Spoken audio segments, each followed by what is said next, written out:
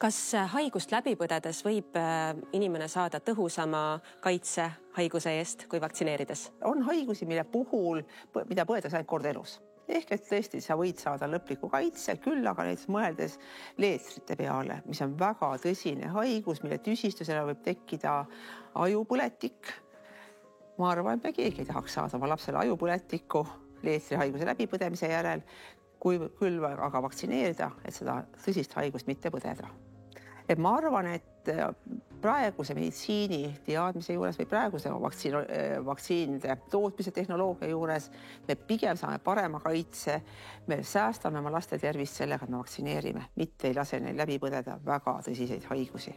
Teine väga tõsine haigus, millest tõenäoliselt on viimasel ajal palju juttu olnud, difteeria, mis on ränk kurgutõbi, mille puhul võib tekkida lämbus. Tõesti, Eestis teda pole mitmeid aastaid või 10 aastaid olnud, küll aga ta on tõsiselt väga raske haigus, mis võib lõppeda surmaga. Nii et taaskord ühele imikule või väikelapsele me seda haigust kindlasti ei tahaks.